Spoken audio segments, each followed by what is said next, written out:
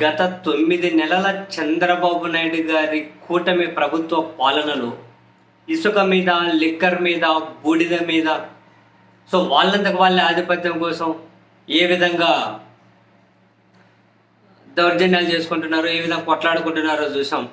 అయితే రెగ్యులర్ ఇంటర్వెల్స్లో మనకు కనిపించేది ఏంటి అంటే, పైన ముఖ్యమంత్రి గారు చంద్రబాబు నాయుడు గారేమో సీరియస్ అయ్యారు. అదిగో ఆ ఎమ్మెల్యే మీద సీరియస్ అయ్యారు, ఈ మినిస్టర్ మీద సీరియస్ అయ్యారు, ఇంకోసారి రిపీట్ అయితే బాగోదన్నారు, మీరు బాధ్యతగా ఉండాలన్నారు, మీరు జవాబుదారీగా ఉండాలన్నారు, మనం ఇవంతా మంచిది కాదు. ఇవి రెగ్యులర్గా కనిపిస్తూ ఉంటాయి. చంద్రబాబు గారు ఇలా అన్నారు అని మళ్ళీ రిపీటెడ్గానే వాళ్ళవి కంటిన్యూ చేసుకుంటూ వెళ్తూ ఉంటారు. ఈ రెండింటికి ఎక్కడ సింక్ అవుతుందో నాకు నిజంగా అర్థం కావట్లేదు. మొన్న చూసాం,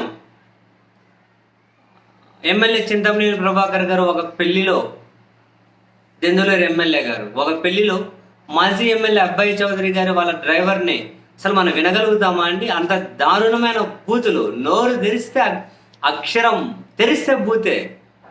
ఇమ్మీడియట్ నెక్స్ట్ డే ఏమైంది, చింతమనేని ప్రభాకర్ మీద ముఖ్యమంత్రి సీరియస్, ఇంకోసారి రిపీట్ కాకూడదు అని చెప్పి, మనం ఎమ్మెల్యే అనే సంగతి మర్చిపోతే ఎట్లా మాట్లాడితే ఎట్లా, అందరు గమనిస్తుంటారు కదా అని సీఎం గారు అన్నారు.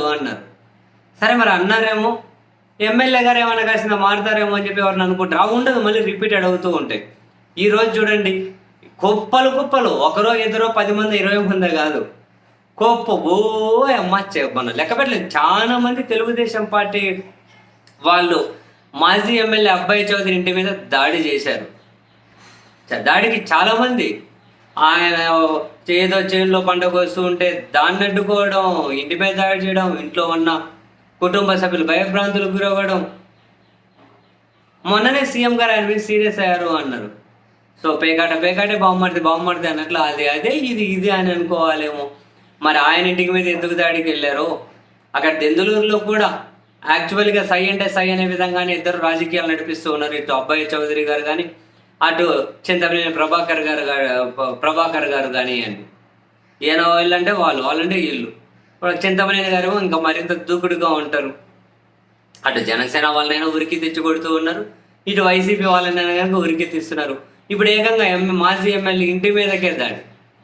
మరి ఇవన్నీ ఎక్కడికి దారి తీస్తాయి? ఎందుకు ఇలాంటివన్నీ చేస్తారు? ఎందుకు ఇంత దూకుడు? ఎందుకు ఇంత దుందుడుకు? అధికారం ఉంది అని విచ్చలవిడితనం ప్రదర్శించుకుంటూ పోతే పోంగ పరిస్థితులు ఎట్లా ఉంటాయి అన్న కనీస ఆలోచన ఎందుకు చేయరు? మన ప్రత్యర్థులను మనం నిర్మూలించేసినట్లయితే మనం గెలిచేసినట్లయినా, ఒక ప్రత్యర్థిని నిర్మూలిస్తే ఇంకో ప్రత్యర్థి వస్తాడు, ఒక ప్రత్యర్థిని బలహీనం చేస్తే ఇంకో ప్రత్యర్థి వస్తాడు. కానీ ఫైట్ చేయాల్సింది ప్రజాస్వామ్యంలో ఈ విధమైన దాడులు, దౌర్జన్యాలతోట ఏమో అసలు మనకైతే అర్థం కాదబ్బా. ఎగ్జాక్ట్లీ మరి ఇంత ఎక్స్పీరియన్స్ ఉన్నటువంటి లీడర్స్ ఏం ఆలోచిస్తున్నారు, అసలు ఇప్పుడు అధికారంలో ఉన్న వాళ్ళు ఏం ఆలోచిస్తున్నారు, వాళ్ళకి ఏం కావాలి ఎగ్జాక్ట్గా అర్థం కావట్లేదు.